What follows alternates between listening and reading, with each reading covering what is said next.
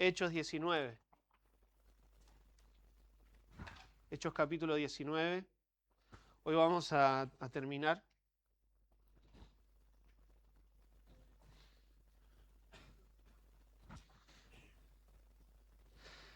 Hay dos pensamientos que se me venían a la mente ahora en estos últimos minutos.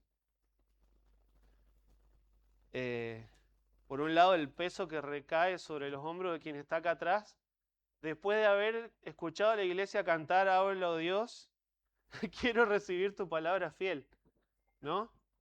Eh, como, wow, qué carga, que el Señor me ayude. Y por otro lado, pensando en que hoy terminamos el capítulo 19 y por lo tanto la semana que viene nos toca el 20, obviamente. Pero el capítulo 20 de Hechos es, para mí es muy conmovedor.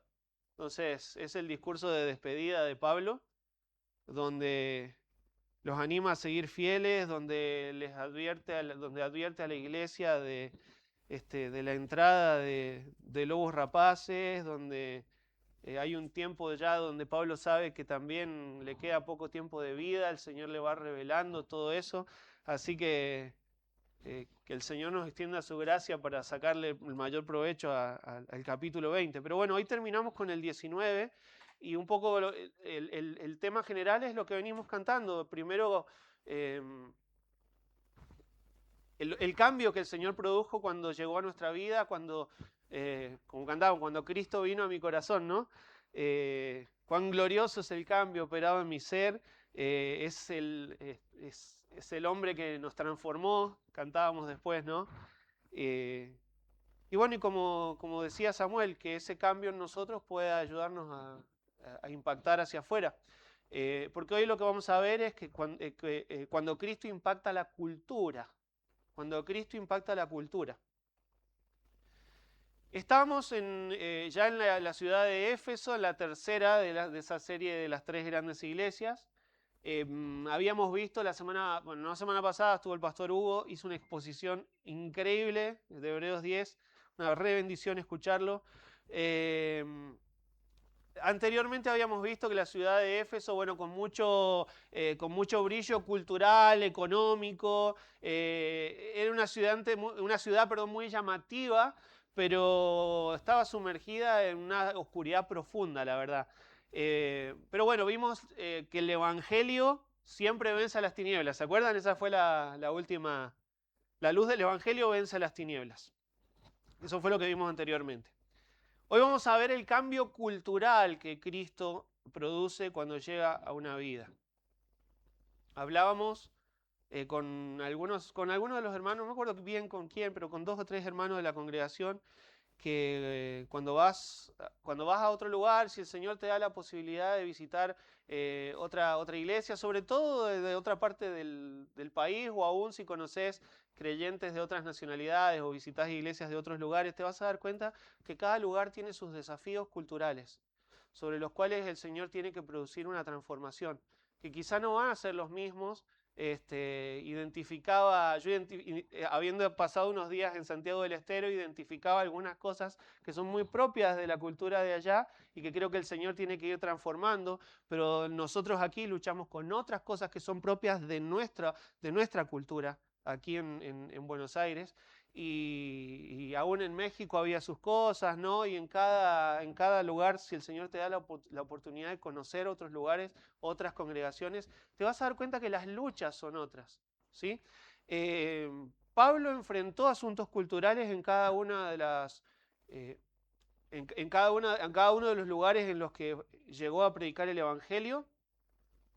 Creo que el asunto principal acá en Éfeso era el tema de la idolatría. El corazón de los efesios estaba muy volcado a la idolatría. Pero hoy vamos a ver que no era solo por el templo de la diosa Diana y que la diosa Diana. Hay un gran énfasis en la diosa Diana, pero en realidad lo que vamos a ver hoy a través de la escritura es que sus corazones estaban llenos de todo tipo de ídolos. Entonces era la idolatría el punto cultural sobre el cual Cristo produce al llegar a la vida de muchos de los que oyeron con fe el evangelio predicado por Pablo, y produce una transformación en esas vidas y empieza a tener un impacto cultural tremendo en la ciudad. Y bueno, y vamos a pensar también un poco en nosotros. Para empalmar ahí ahora lo que tenemos como subtítulo del alboroto que se produce en Éfeso, dice en el versículo 21, pasadas estas cosas, Pablo se propuso en espíritu ir a Jerusalén, después de recorrer Macedonia y Acaya, diciendo, después que haya estado allí, me será necesario ver también a Roma. Si me pueden poner, si está el mapa del tercer viaje misionero, ahora vamos a señalar algunas cosas ahí en ese tercer viaje. ¿Se acuerdan que lo último que vimos hace 2 semanas atrás fue que la conversión o el impacto del evangelio fue tal que había ocultismo, había magia, pero la luz del evangelio brilló mucho más y de tal manera que los que se convertían quemaban sus libros de magia, ¿se acuerdan? Entonces, era de mucho dinero en libros de magia que los estaban quemando públicamente, y desde esa, para que ustedes se ubiquen ahora en lo que vamos a ver hoy, desde esa quema de los libros hasta lo que va a relatar Lucas hoy, hay 2 años enteros del ministerio del apóstol Pablo en Éfeso, en la ciudad de Éfeso. O sea que él siguió predicando. No sé si ustedes se acuerdan, lo echaron de la sinagoga porque ya no estuvieron más de acuerdo, no quisieron creer que Cristo era el Mesías. Entonces el Señor le abrió una puerta en la casa de un tal tirano, de un maestro, ¿se acuerdan? De un filósofo, y desde allí estuvo predicando libremente el Evangelio y aún enviando misioneros por toda Asia. El Señor le abrió una puerta también, ese fue otro triunfo sobre las tinieblas, ¿no? Pero bueno, desde eso hasta lo que vamos a ver hoy son más o menos unos 2 años, ¿sí? Y sabemos que el apóstol Pablo era un hombre guiado por el Espíritu Santo y que los pasos que daba eran guiados por el Espíritu Santo. Y si vieron que ahí dice Pablo se propuso en espíritu ir a Jerusalén, ahí no está hablando de que el Espíritu Santo lo movió a Jerusalén, aunque probablemente sí, pero cuando dice ahí en espíritu, si lo ven, no está con mayúscula la palabra espíritu, está hablando ahora, lo que Lucas nos quiere describir son los planes ministeriales que tenía Pablo, los planes, lo que él se había propuesto hacer, ¿sí? ¿Cuáles eran sus planes ministeriales humanamente hablando, entendiendo que ya tenía que salir de Éfeso de aquí a unos meses? ¿Qué quería hacer? Dice en el versículo 21 que quería ir a Jerusalén, quería volver a ir a Jerusalén, después de recorrer Macedonia y Acaya. A ver, entonces, está aquí en Éfeso, ¿no? Jerusalén está aquí. El viaje lógico sería que navegue, pase por Rodas. ¿Se acuerdan que decíamos que Rodas es casi un paso obligado? Y de nuevo navegue hasta Jerusalén, o por lo menos hasta el puerto de Cesarea, y de ahí hasta, no, Jerusalén no tiene salida al mar, ¿no? Pero que navegue hasta Cesarea y llegue a Jerusalén. Ahora, dice la palabra de Dios que los planes de él eran ir a Jerusalén, pero después de recorrer Macedonia, esta zona de acá, y Acaya, que es esta zona de acá. ¿Entienden? ¿Por qué quiere dar saliendo desde Éfeso, por qué quiere dar toda esta vuelta para después volver y salir hasta Jerusalén? ¿Alguno? ¿Por qué? Sí, siempre, es verdad, para confirmar a las iglesias, por un lado, siempre hacía eso. No había vuelto desde el viaje anterior, sí había mandado ayudantes, y él procuraba siempre volver para confirmar a las iglesias. Pero sí hay algo que él se había comprometido a hacer, ¿se acuerdan? En su primer viaje les pidió a las iglesias de Acaya y Macedonia que junten una ofrenda para los hermanos perseguidos en Jerusalén. Ahora está volviendo a pasar, él quiere volver a pasar para recoger esa ofrenda y después volver a Jerusalén y llevarles la ofrenda que les habían prometido para los hermanos en necesidad. ¿Sí se acuerdan de eso? Esa era la idea entonces de pasar por Jerusalén. Tenemos Romanos 15, 25 en pantalla, por favor. Acá un poco el apóstol Pablo está describiendo a los romanos, les dice, ahora me voy a Jerusalén para ministrar a los santos. Seguimos. Porque Macedonia y Acaya tuvieron a bien hacer una ofrenda para los pobres que hay entre los santos que están en Jerusalén. ¿Vieron? Ahí está diciendo, ¿por qué pasó por Macedonia y Acaya? Porque ellos ya estaban preparando una ofrenda que habían prometido. Después ahí les tiene que, desde Éfeso, les escribe la carta a los Corintios, ¿se acuerdan? Y les tiene que tirar la oreja y decir, muchachos, me hicieron quedar mal. Me prometieron que iban a dar la ofrenda y ahora se las tengo que estar pidiendo, ¿no?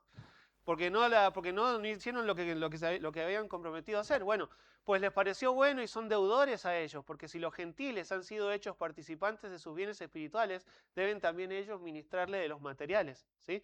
Entonces Pablo está diciendo, miren, la verdad es que la iglesia de Jerusalén y los hermanos han sido de tanta bendición para la obra de Dios, lo mínimo que podemos hacer es juntar una ofrenda para ellos, ¿no? Y las iglesias se habían comprometido. O sea, ahí un poco Pablo contándole a los romanos el porqué de su viaje por Macedonia y Acaya. Entonces, el deseo final de Pablo era llegar a Roma, y lo dice también, dice, después que haya estado allí, en Macedonia y Acaya, me será necesario ver también a Roma, pero la intención de Pablo de ir a Roma no era en ese tercer viaje misionero, sino en un cuarto viaje que él estaba pensando hacer.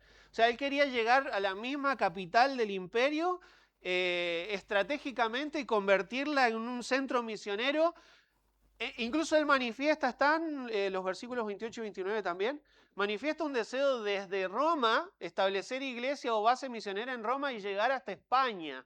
Ustedes se imaginan, sabemos que finalmente no llegó a España, pero se imaginan el impacto que hubiera tenido sobre nuestra cultura, que el Evangelio hubiera llegado a España, o sea, que Pablo hubiera impactado el Evangelio hasta España. Y por ahí Colón no era católico y llegaba cristiano, ¿no?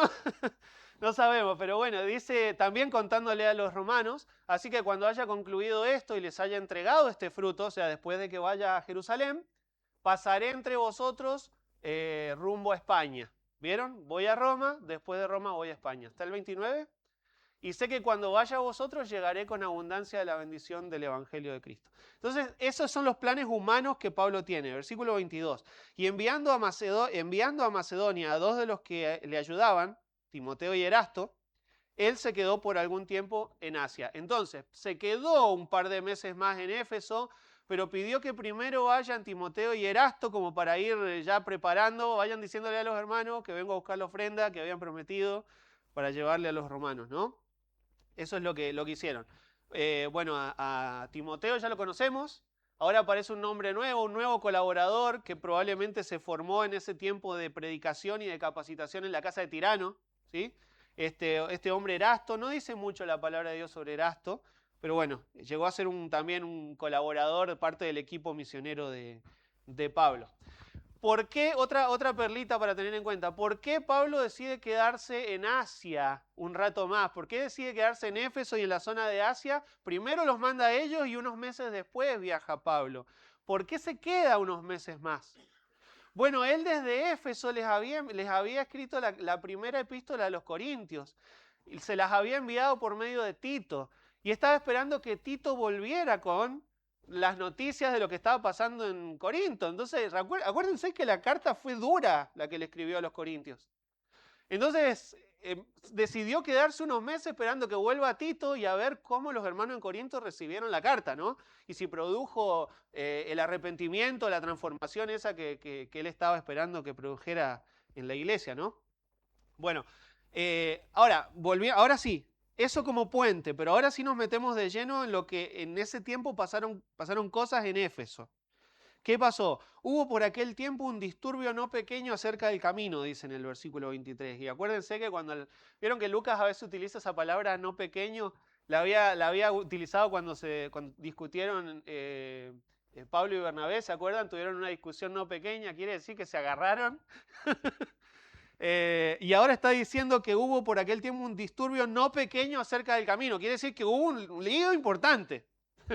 ¿Por qué? Por causa del camino, por los efectos que el cristianismo, ahora vamos a ver, y lo explica, los efectos que el cristianismo estaba teniendo sobre la sociedad, los cambios que los efesios estaban teniendo al llegar Cristo a sus vidas, estaban comportándose de una manera tan diferente que estaban impactando la cultura, ¿me entienden? Y eso produjo un revuelo. Había pasado de todo, ya lo vimos, bueno, los discípulos estaban siendo fortalecidos. Me estoy refiriendo a los versículos anteriores, a los que vimos hace 2 semanas atrás. La palabra de Dios se extendía por toda Asia, desde la casa de Tirano. Los exorcistas ambulantes, ¿se acuerdan? Habían fracasado. Los creyentes confesaban sus pecados, quemaban los libros de magia. La palabra de Dios crecía poderosamente, dice en el versículo 20. O sea, estaban pasando un montón de cosas. Realmente había un impacto del Evangelio en la ciudad de Éfeso. Entonces el disturbio, ahora que nos relata Lucas, es resultado de todo eso. Por eso dice, hubo por aquel tiempo un disturbio no pequeño acerca del camino. ¿Sí? Y dice no menor. Este es el punto principal, hermano. Si te podés quedarte con esta idea, porque esta es la idea principal de todo el sermón. La llegada de Cristo a las vidas de los efesios estaba cambiándolos a ellos como personas. Estaba cambiando sus vidas de tal forma que el impacto llegó a ser cultural a toda la ciudad. Que el Señor nos ayude, hermanos, a impactar de esa forma a nuestra sociedad. Que el cambio en nosotros, que Cristo produzca, sea tal que el impacto sea visible hacia afuera. El Evangelio no solamente estaba produciendo conversiones individuales, estaba alterando estructuras sociales, estaba alterando aún, ahora vamos a ver, estaba alterando hasta la economía de la ciudad, ¿me entienden? El templo de la diosa Diana, no lo describe acá la palabra de Dios, pero ¿tenés la foto? En una foto. No es una foto, es una imagen. Seguramente muchos conocen porque es uno de los considerados de las 7 maravillas del mundo antiguo. Para que tengan una idea, quizá ustedes lo ven así.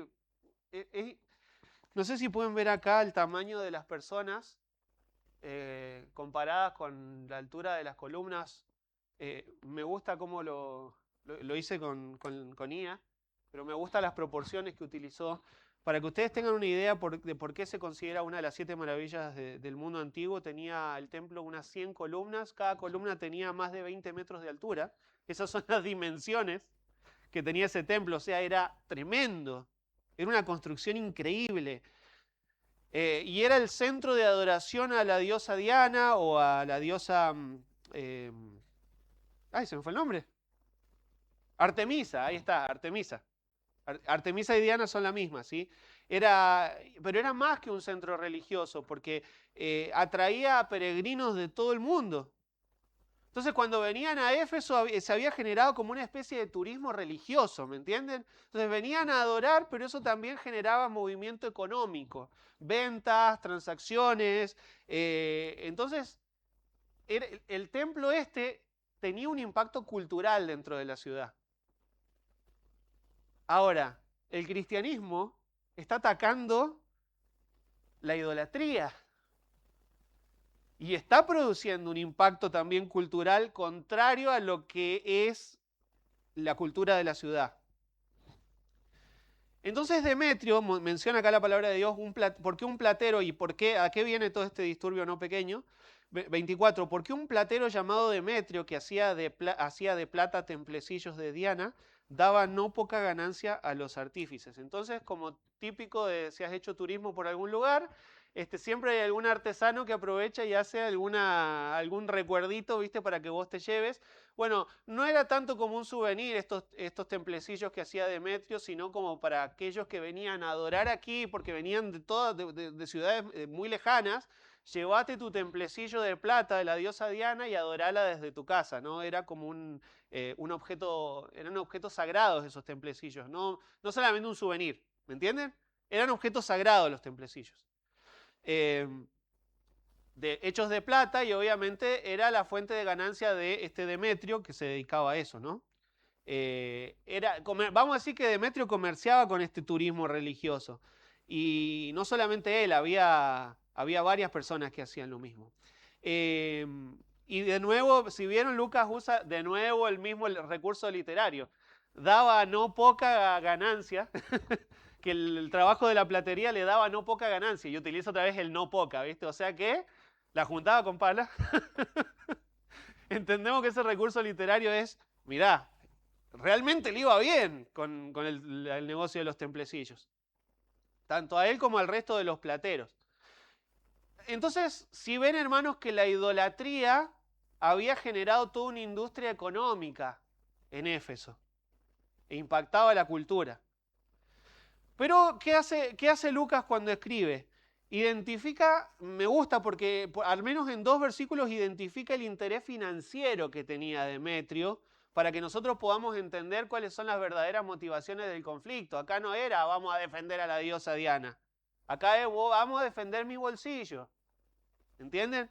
En el versículo 25, cuando Demetrio entonces empieza a hablar, bueno, leo desde el 24 otra vez, porque un platero llamado Demetrio, que hacía de plata templecillos de Diana, daba no poca ganancia a los artífices, a los cuales, reunidos con los obreros del mismo oficio, dijo: varones, sabéis que de este oficio obtenemos nuestra ganancia, pero veis y oís que este Pablo, no solamente en Éfeso, sino en casi toda Asia, ha apartado a mucha gente con persuasión, diciendo que no son dioses los que se hacen con las manos. Ajá. Lo primero que menciona, el primero de sus argumentos, sabéis que en el versículo 25, apenas empieza a hablar, que de este oficio obtenemos nuestra riqueza. Ajá. Ese es tu punto. Fue lo primero que salió de tu boca y de tu corazón, Demetrio. Tu problema principal es que estás perdiendo ganancia. ¿Sí? No es casual que Lucas lo haya puesto ahí en primera instancia. Enseguida lo vamos a volver a ver a Demetrio volviendo a hablar públicamente y de nuevo, otra vez, él trata como de defender a la diosa Diana, pero lo primero que sale de su boca es: nos están haciendo perder plata. ¿Sí? Y él parece, no sé si vieron, pero les habla al resto de los plateros, a los otros de su oficio, y parece haber sido como un gremialista, ¿vieron? Convocó a los demás diciéndole: compañeros, así me lo... así me lo imaginé yo, no sé. Compañeros, nos están haciendo perder la fuente de nuestra ganancia. Y sí, era como realmente si lo lees parece un discurso de sindicato. El argumento es este: mirá, los cristianos son una amenaza para nuestro negocio. Y después sí, él le agrega: y para la reputación de la diosa, y para todo el movimiento económico que se genera en Éfeso, ¿no? Y la verdad es que el apóstol Pablo, si ves el relato de lo que fue su ministerio en Éfeso, vos no vas a encontrar que él armó una especie de campaña en contra de la diosa Diana o en contra del templo. Él simplemente estaba predicando a Cristo. Que esto es lo que nosotros tenemos que hacer, hermano. Predicar a Cristo. Y la ciudad empieza a cambiar porque cuando las personas dejan de adorar a los ídolos y comienzan a adorar a Cristo, inevitablemente cambian sus hábitos, cambian sus prioridades, cambian sus pensamientos, sus relaciones, sus lealtades, ¿me entienden? Cristo en la vida produce un cambio cultural, de tal manera que si ese cambio se multiplica en una serie de personas, ese impacto también ese cambio impacta directamente sobre la ciudad o sobre el contexto en el que viven, sobre el contexto cultural.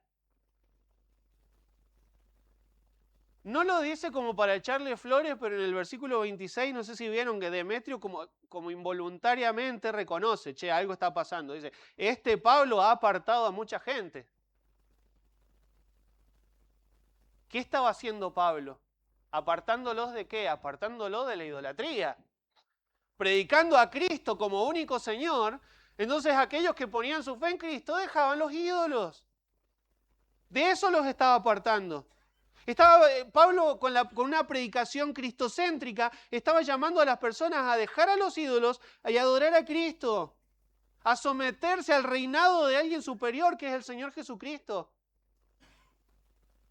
Entonces lo que estaba amenazando, entre comillas, a la diosa Diana no es como una nueva filosofía, sino la presencia de un Señor mucho más alto que cualquier otro, Cristo. Y el conflicto en Éfeso, al fin y al cabo, no es entre Pablo y Diana, como Demetrio lo está planteando, sino entre Cristo y los ídolos. ¿Entienden? Cristo contra los ídolos. Y este tema, hermanos, no es exclusivo de acá. Ustedes saben que se repite a lo largo de todas las escrituras. ¿Sí se acuerdan cómo antes de sacar al pueblo de Egipto el Señor atacó la idolatría, atacó cada una? No hemos hecho nunca un estudio profundo de las 10 plagas, las hemos pasado por encima nada más, pero cada una de las plagas ataca a uno de los dioses, es un ataque directo a cada uno de los dioses en Egipto. El conflicto de Elías en el Monte Carmelo, ¿se acuerdan? No es como una religión contra otra, es Dios contra ídolos falsos. El Dios único y verdadero contra ídolos falsos. Y bueno, y acá pasa lo mismo.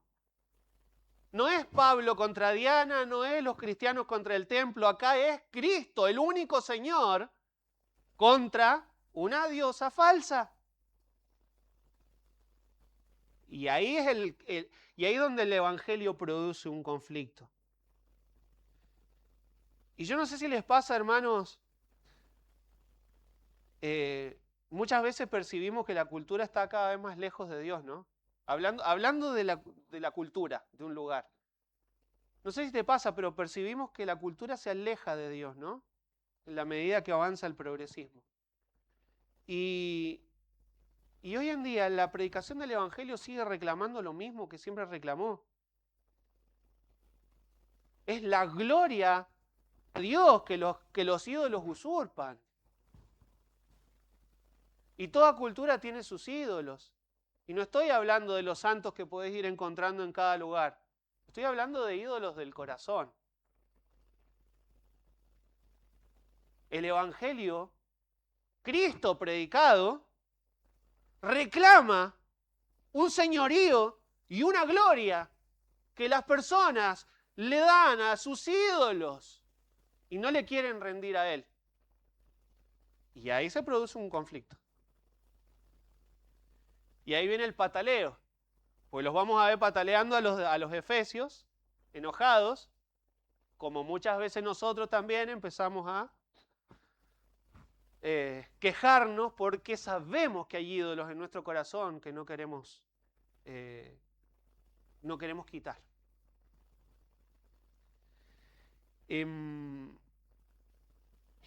Es cierto que culturalmente pareciera que la cultura se está alejando más de Dios, hermanos, y es que nosotros como iglesia no somos llamados a controlar la cultura, somos llamados a predicar a Cristo, ¿me entienden? Porque la transformación cultural, por ejemplo, acá en Éfeso, es un efecto secundario de la exaltación de Cristo. Entonces, cuando Cristo es exaltado en nuestra iglesia, en nuestras vidas, va a producir ese impacto cultural como efecto secundario. ¿Entienden? Lo va a producir, va a pasar. Cuando si Cristo, vamos a poner ejemplo, ¿no? Si Cristo salva a un empresario, va a cambiar la forma de hacer negocio. Quizás antes era con ganancias deshonestas, ¿no? Va a cambiar su forma de hacer negocio. Cuando Cristo salva a un padre, cambia su manera de dirigir el hogar. Cuando Cristo salva a un joven, cambia sus aspiraciones hacia el futuro. Ahora llevarlo a una congregación entera. Cuando Cristo salva a un grupo de personas, termina afectando el barrio, la ciudad, la sociedad, termina produciendo un impacto cultural. Entonces, hermanos, la iglesia, podríamos decir que pierde su influencia cuando intenta producir cambios culturales sin enfocarse en producir discípulos. ¿Entienden esto? No tenemos que estar tan preocupados por salir a impactar al mundo, sino en hacer discípulos. ¿Sabes por qué? Porque el cambio que Cristo produce interiormente es el mayor impacto que la sociedad puede ver. Se portan diferente, piensan diferente, actúan diferente, reaccionan diferente. ¿Me entienden? ¡Wow! Era lo que la gente veía en Éfeso, era lo que la gente veía en la iglesia en Jerusalén. ¿Se acuerdan? Era lo que la gente veía en Antioquía. Cuando Pablo les escribe a los tesalonicenses, Se oye desde otras ciudades, cómo os volvisteis de los ídolos a Cristo. El cambio impacta. Entonces, hermanos, en primer lugar lo que vemos es que Cristo transforma personas, transforma a las personas. Y por eso cuando Cristo llega a las vidas altera la cultura. ¿Me siguen? Cristo transforma a las personas. Es como punto uno. Acuérdense que el uno siempre es el largo. Cuando Cristo llega a las personas, la transforma y eso altera la cultura. En segundo lugar, hermanos, Cristo expone los ídolos. Cristo expone. La llegada de Cristo a las vidas deja expuestas los ídolos de la cultura y del corazón. Los hace ver. Ahora Lucas se toma como muchos versículos, tiempo para analizar mucho el discurso de Demetrio. Y vos decís, ¿por qué? ¿Por qué se puso... ¿Por qué le dedicó tantos versículos a la pataleta de Demetrio? ¿No? A sus argumentos. Yo creo que el Espíritu Santo, si inspirado por el Espíritu Santo, quiere que escuchemos cuidadosamente los argumentos del opositor, porque son reveladores.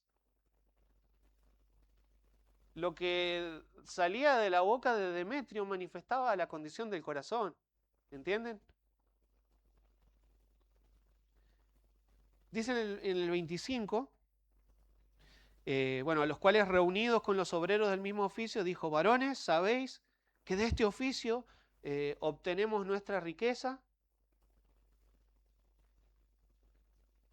Pero veis y oís que este Pablo, no solamente en Éfeso, sino en casi toda Asia, ha apartado a muchas gentes con persuasión, diciendo que no son dioses los que se hacen con las manos. De nuevo, jefe gremialista, ¿no? Con ese impacto con esa capacidad de hablar, con esa oratoria que se ve que tiene y esa capacidad de convocar a los de su gremio y que lo sigan. Ve amenazada su fuente de ganancia.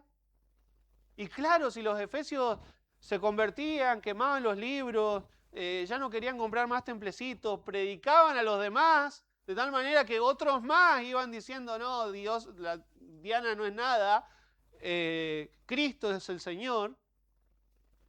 Y bueno, iban perdiendo clientes, ¿no? Y por eso dice, el problema es los del camino. Los que predican a Cristo como el único camino. Los que predican a Cristo como el único Señor y Dios. Este Pablo no solamente en Éfeso, sino en casi toda Asia. ¿Qué impacto de nuevo? ¿Vieron qué impacto que tiene el ministerio de Pablo?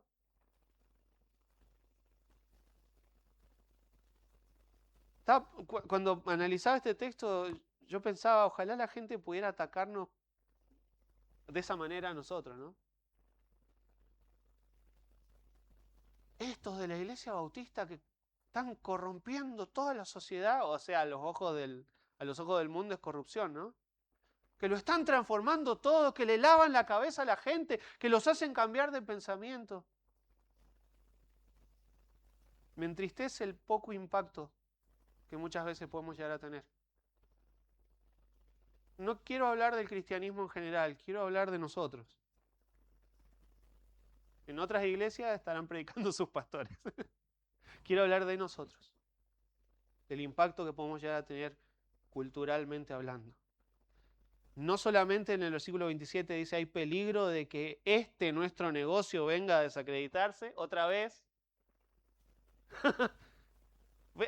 Claramente, hay una cosa que tiene en la cabeza de Demetrio. No solamente hay peligro de que nuestro negocio venga a desacreditarse, sino también, como cosa secundaria, que el templo de la gran diosa Diana sea estimado en nada y comience a ser destruida la majestad de aquella a quien venera toda Asia y el mundo entero.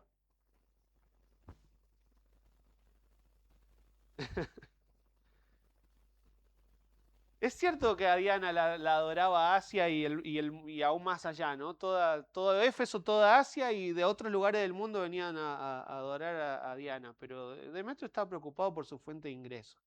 Entonces es muy astuto en la manera en la que habla.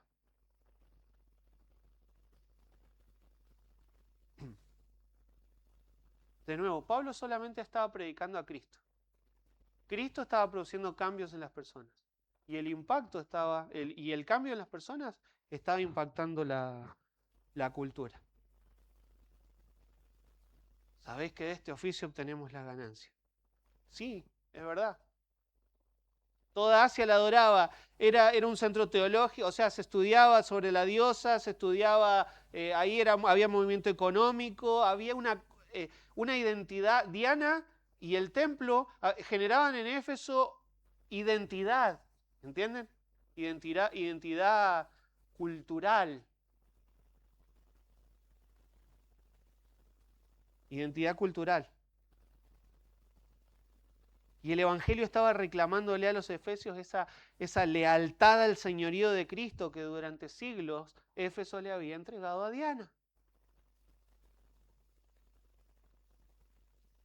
A Cristo, hermanos, le pertenece la adoración que los ídolos están robando. A Cristo le pertenece la adoración que los ídolos se roban. Lo que está en discusión acá es la gloria de Cristo. Los efesios amaban a Diana porque no habían visto plenamente, todavía no habían tenido un encuentro con la belleza y la supremacía de Cristo como Salvador, ¿me entienden? Estaban aferrados a lo que conocían, estaban aferrados a su falsa diosa que les prometía, y ellos iban y la adoraban y le ofrecían sacrificios, y porque la diosa les prometía prosperidad, la diosa les prometía fertilidad, una familia próspera, les prometía protección, les generaba identidad a la ciudad, pero saben, Cristo ofrece algo que es mucho mayor y ningún Dios falso te lo puede ofrecer. Perdón de pecado, vida eterna, adopción de hijos, una herencia incorruptible. ¿Por qué adorar a alguien que te promete cosas terrenales cuando Cristo no solo se encarga de tu vida terrenal, sino también de tu eternidad? No hay comparación. La gloria sea para Cristo. Los dioses, los ídolos no son nada. Los ídolos se roban la gloria que solamente le corresponde al Señor. Y aquí el Evangelio deja expuesto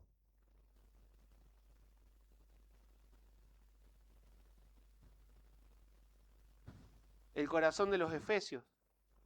San Agustín escribió que el corazón humano no deja de amar, simplemente cambia del objeto de amor.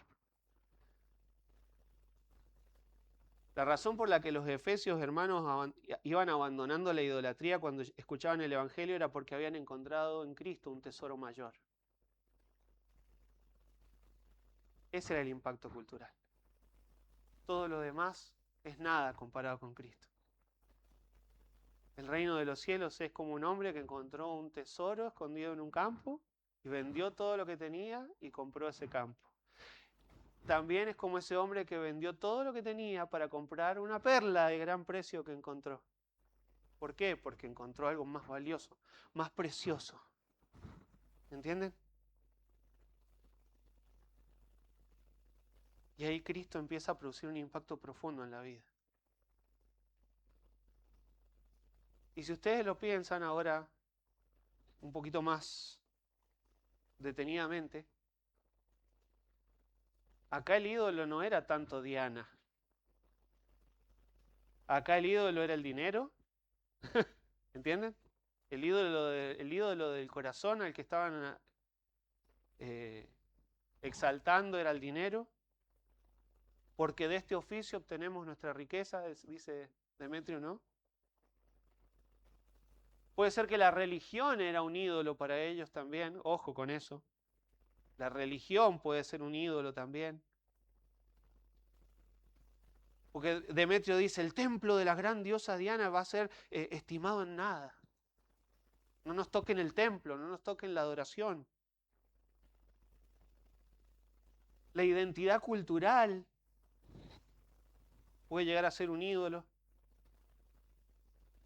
Dice Demetrio, hablando de Diana, que es aquella a quien venera toda Asia y el mundo entero. No nos toquen a Diana, que es parte de nuestra cultura, ¿verdad? No se metan con nuestra diosa, es nuestra identidad cultural.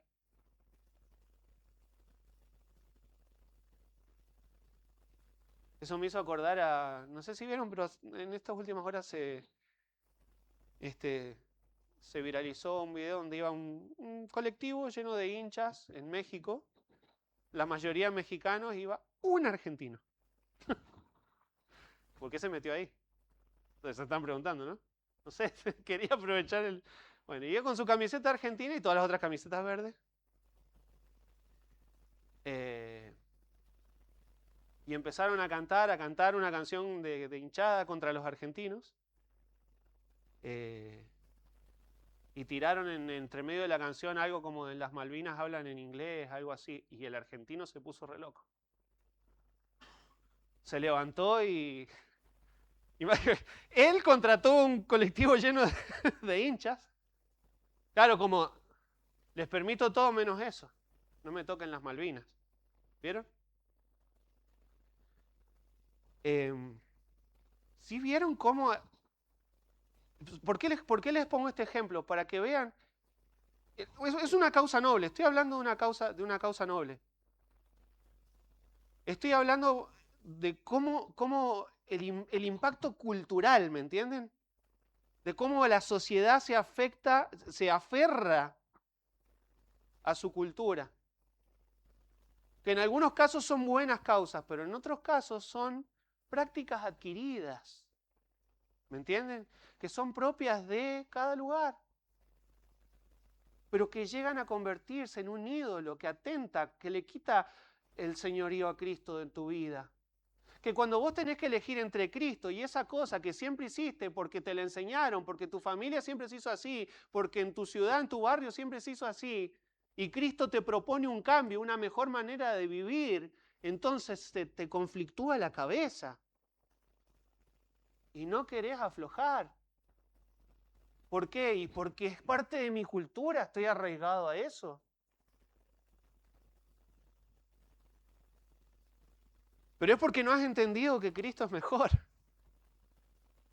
Porque no has entendido que la palabra de Dios te propone en Cristo una mejor manera de vida. Hay un famoso caso de un misionero que, no estoy recordando el nombre, quizá alguno de ustedes lo recuerde, de un misionero cuyo desafío cultural en el lugar a donde llegó, él llegó a una tribu a predicar el Evangelio, donde el desafío cultural era hacerles entender, porque en ese lugar entendían que la traición era una de las mayores virtudes. ¿Alguno se acuerda del nombre? Es un misionero muy conocido. Se escribió un libro sobre eso. Él escribió un libro. No es de hace mucho, ¿eh? Ay, no se me viene el nombre a la mente. Un lugar una tribu donde la traición es la mayor virtud, ¿entienden? Entonces, cuando él tiene que predicar el Evangelio, ¿saben quién era el héroe de la historia de la crucifixión? Judas.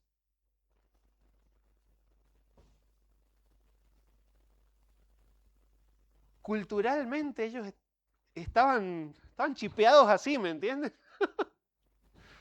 Era su manera de pensar. Ponete a pensar, hermanos. ¿Qué cosas hay que culturalmente nos impactan a nosotros? ¿Cosas de nuestra cultura? Ojo, y aún buenas causas, pero llegan a ponerse antes que el Señor. Hay una que yo ya he mencionado varias veces. Somos muy familiares, ¿verdad? Más familiares que en otros países. ¿Y qué me vas a decir, pastor? ¿Cómo vas a dejar a la familia de lado? La palabra de Dios dice que tu familia es tu primer ministerio y podés tirarme toda una serie de argumentos espirituales, pero no me niegues que muchas veces la familia se convierte en un Dios que desplaza el señorío de Cristo en tu vida. De hecho, si te conflictúa la frase es porque puede que estés luchando con eso.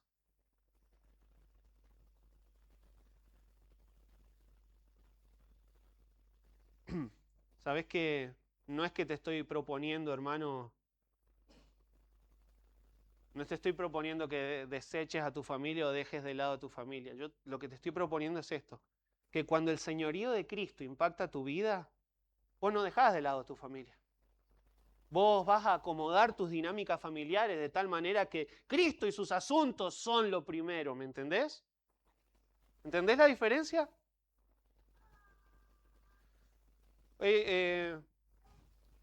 No voy a nombrar, pero un hermano me decía, tengo un baby shower de una persona cercana. Me acomodé los horarios para estar en la reunión y después ir al baby shower.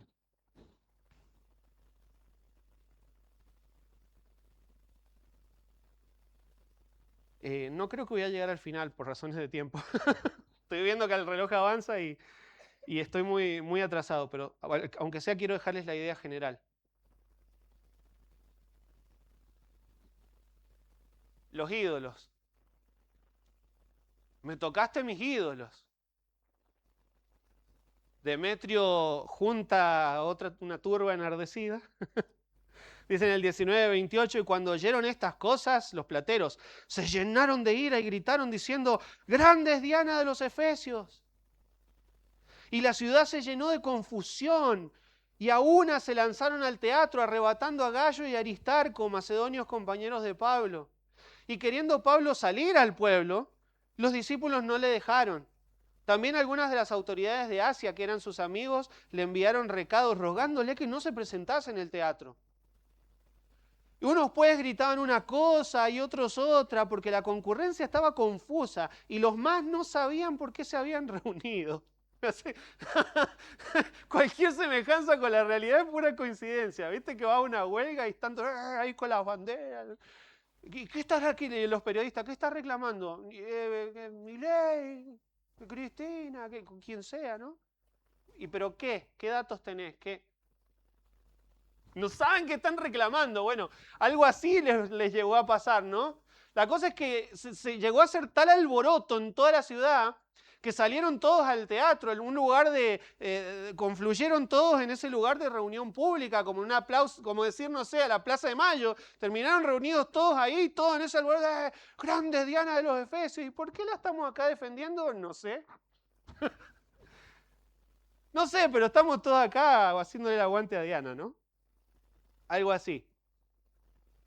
¿De dónde salió todo? De esa reacción que tuvieron los plateros y empezaron a juntarse todos los demás y el alboroto se hizo público y se sumaron muchos de la ciudad, ¿no? Y se llevaron, dice con violencia a los colaboradores, a dos de los colaboradores de Pablo, y ahí menciona a Gallo y Aristarco, de nuevo, más colaboradores. Miren, todos los colaboradores que había generado Pablo en su ministerio en Éfeso. Ya habíamos visto a Erasto, Gallo, Aristarco. Más personas que Pablo capacitó para el servicio, multiplicando siervos, ¿no? Discipulando. Y a esta altura ya toda la ciudad está enterada. Pablo no estaba allí en medio de todo ese lío, pero si vieron, él no se esconde, él quiere salir. Pablo se entera de todo lo que estaba pasando y él quiere salir a dar la cara, no se guarda ahí como cobarde. Los mismos hermanos le dicen, no, Pablo, no salgas, te van a linchar. Te van a matar. Después también dice en el versículo, creo que en el 31 es que dice, sí, también algunas de las autoridades de Asia que eran sus amigos le enviaron recado rogándole que no se presente. O sea, miren, ya Pablo había impactado hasta a los gobernantes, alguna gente ya de funcionarios que ellos mismos le dicen, Pablo, ni se te ocurra ir al teatro, no es el momento. Pero él estaba ahí listo para salir, él quería dar la cara. No se estaba escondiendo Pablo. Pero ya el alboroto había alcanzado esa tal dimensión que ya se habían acercado un montón de gente que ni sabían lo que reclamaban, dice el versículo 32. Un disturbio social tremendo. Y se para un tal Alejandro, que mete la pata, creo yo, dice, y sacaron de entre la multitud a Alejandro empujándole los judíos. Entonces todos los judíos agarraron a un tal Alejandro entre medio de la multitud y lo empujaron hacia adelante ahí en el teatro para que hable públicamente. Entonces Alejandro, pedido silencio con la mano, quería hablar en su defensa ante el pueblo, pero cuando le reconocieron que era judío, todos a una voz gritaron casi por 2 horas, ¡grande es Diana de los Efesios! Casi 2 horas gritando desaforadamente, ¡grande es Diana de los Efesios! ¿Saben qué pasó con este Alejandro, que era un referente de los judíos? Y los judíos quisieron despegarse. ¿Por qué? Porque todo el mundo sabe que los judíos no adoran otros dioses. El judío religioso adora a Jehová y a nadie más. Y había una sociedad, una comunidad judía en Éfeso que no adoraba a Diana. Pero lo mandaron a Alejandro y, muchachos, no nos metan con los del camino. Es cierto, nosotros no adoramos a Diana, pero tampoco causamos... quiso como despegarse de los cristianos. Y en cuanto dijo, nosotros los judíos, los judíos! ¡Grandes Diana de los Efesios! ¡Grandes Diana de los Efesios! 2 horas. 2 horas. ¡Qué ganas! ¿Por qué se pusieron tan locos? Yo te voy a decir por qué se ponen tan locos. Por la misma razón que vos y yo nos ponemos locos cuando nos atacan los ídolos del corazón. Cuando no queremos abandonar aquellas cosas que sabemos que son una prioridad para nosotros. ¿Y qué hacen? Quedar a Cristo en segundo lugar. Y viene alguien y te confronta. Y viene alguien y te habla la palabra de Dios, sea un sermón o sea una persona que en amor te llama aparte y te dice, hermano, mirá, estás priorizando esto y estás dejando de lado a Cristo.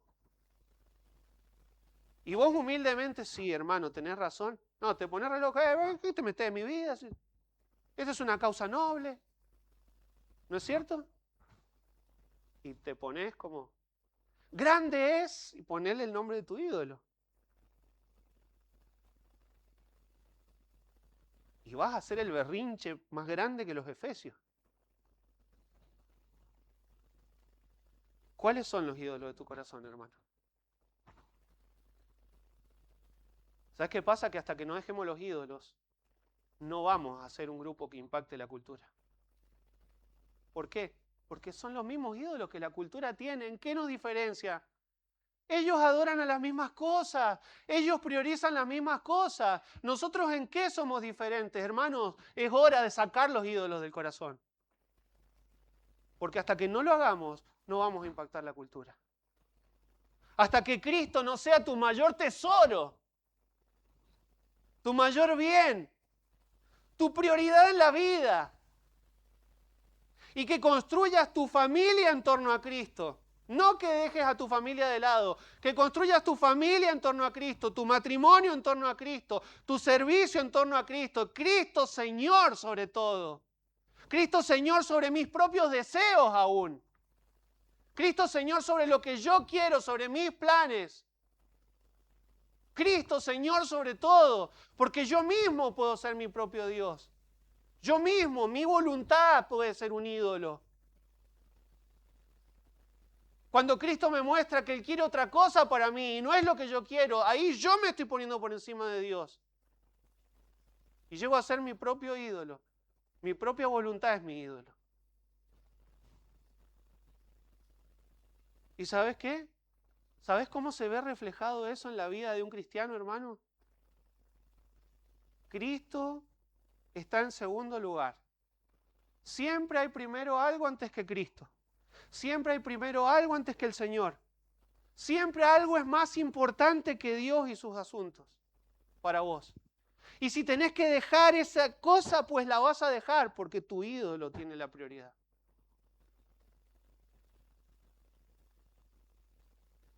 Cuando haces eso, estás gritando grandes Diana de los Efesios.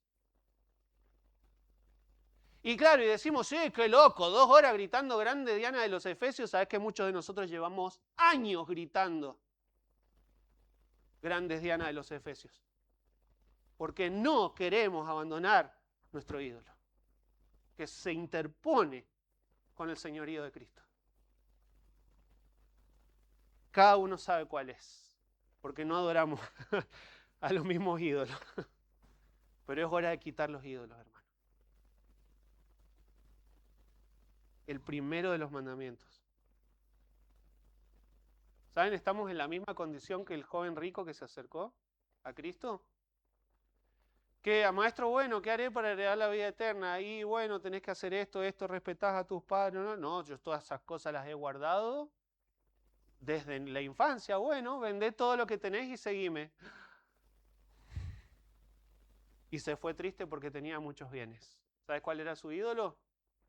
Los bienes. ¿Sabes a cuál de los mandamientos en cuál de los mandamientos él estaba fallando? El primero de todos. No tendrás dioses ajenos delante de mí. Ponele el nombre a tu ídolo. El nombre que vos sabés. ¿Cuál es tu ídolo?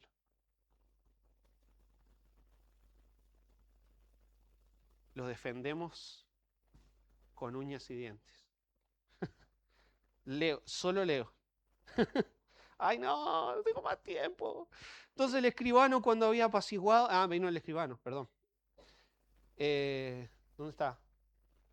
Pero cuando... 35. Entonces el escribano cuando había apaciguado a la multitud dijo, varones efesios, ¿quién es el hombre que no sabe que la ciudad de los efesios es guardiana del templo de la gran diosa Diana y de la imagen venida de Júpiter? Encima tenían una imagen venida de Júpiter. Además de la diosa Diana y el templo y toda su adoración, esa imagen, para que ustedes entiendan, no es como una estatua que dijeron cayó providencialmente, era como una especie de meteorito que había caído, un meteorito que tenía alguna forma familiar. Los historiadores no se ponen de acuerdo en forma de qué tenía la imagen de Júpiter, pero no es que venía literalmente un meteorito que vino del planeta Júpiter, sino que ellos creían que venía, que era algo que el dios Zeus o Júpiter les había mandado a ellos. Entonces, ¿qué hicieron? Venga, lo ponemos dentro del templo, al lado de la estatua de la diosa Diana, lo adoramos. Adoraban a Diana, adoraban al meteorito que el dios Júpiter les había mandado. ¿Entienden? Eso era lo que pasaba. Y viene el escribano, que es como el intendente y además era el mediador entre el gobierno romano y les dice, vamos. ¿En serio están haciendo todo este alboroto? ¿Ustedes se dan cuenta la grandeza de Éfeso, la grandeza del templo, la grandeza del culto a Diana, la grandeza de, mirá, pero si hasta nosotros tenemos la imagen, Júpiter nos mandó la imagen. Somos guardianes y ustedes se piensan que un par de charlatanes, esta era la idea que los quiso calmar. ¿Ustedes se piensan que un par de charlatanes van a venir a derribar toda la adoración que tenemos a la diosa Diana? Vos fijate que estaban todos locos defendiendo a su diosa. Nosotros tenemos un Dios que nos defiende a nosotros. ¿Entienden? Los idólatras cargan a sus dioses. Nuestro Dios nos carga a nosotros en sus brazos. Y eso es lo que lo hace el único y verdadero Dios. Que Él no necesita que lo defendamos. Que Él se defiende solo. Él cuando quiere, si Él quiere, manifiesta su poder mandando fuego del cielo. Cristo dijo, si él podría haber pedido, legiones de ángeles hubieran venido.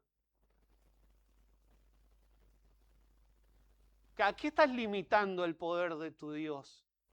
Él te carga. Entonces, ¿por qué estás tan aferrado a otras cosas, hermano? Quizá tu Dios es el dinero y encontrás tu seguridad en Él. Y entonces vos vivís para Él y al final vos sos el que sostiene tu bienestar económico. Vos sos el que estás cargando a tu Dios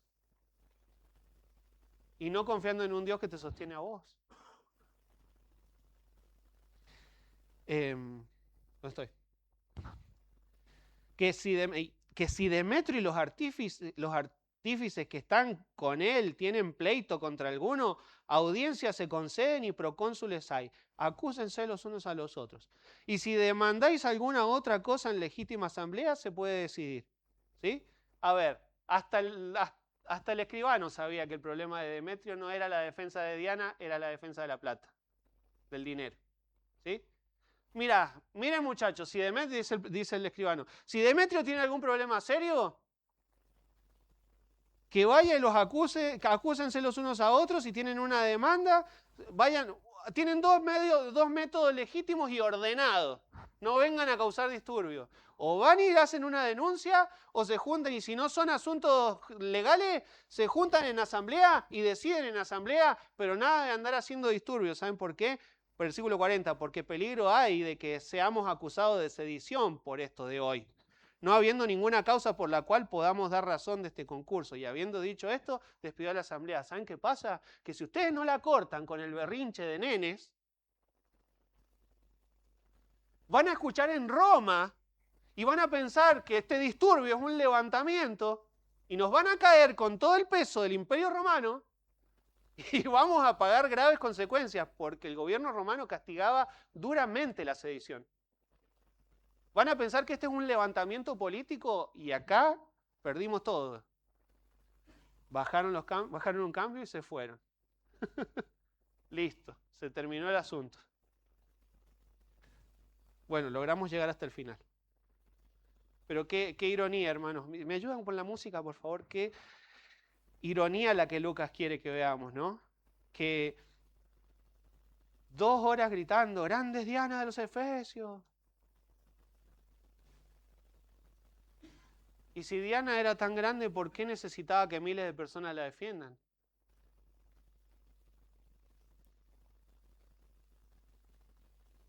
Un Dios que depende de sus adoradores para sobrevivir no es realmente Dios. Porque hermanos, de nuevo, el Dios verdadero hace exactamente lo contrario. Él sostiene a su pueblo. No necesita ser cargado porque Él nos carga a nosotros.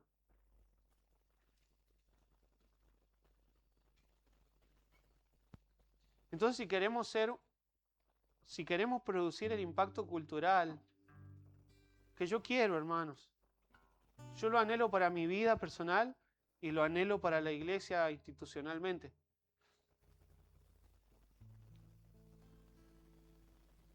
Que el cambio en nuestras vidas sea tal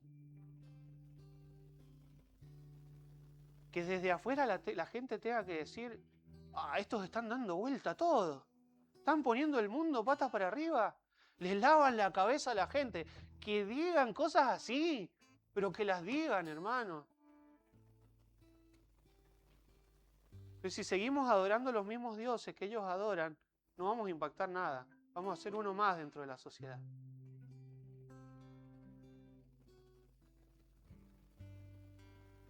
Entonces te quiero preguntar, hermano, si Cristo es el mayor objeto de tu amor y de tu adoración. Si Cristo es lo que más deseas.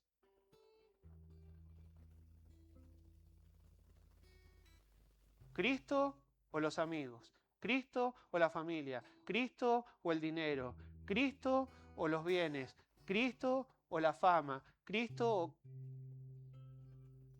¡Wow! ¡Cuántas cosas buenas! Y Cristo empieza a quedar en segundo lugar, ¿no? Claro, ¿qué impacto vamos a producir? Somos uno más. Una iglesia más, hermano. Una iglesia más. Por todo, en cada esquina, en cada cuadra hay una iglesia. ¿Qué nos distingue? ¿Qué hace que la gente pueda pasar, entrar a este lugar y diga, che, en este lugar son diferentes? No, porque ¿sabes cuál es la diferencia? No lo que hacen acá adentro, lo que hacen afuera. Cómo se portan, cómo trabajan.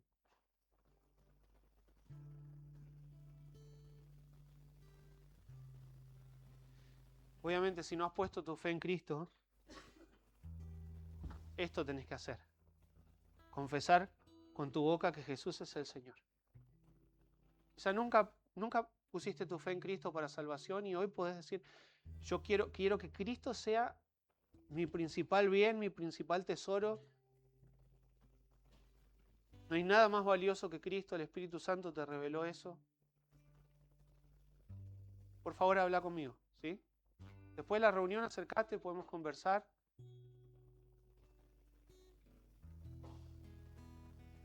Cristo murió por tus pecados, resucitó victorioso y hoy reina como Señor. Y Él es mayor que Diana y que cualquier otro Dios. Y que cualquiera de tus dioses.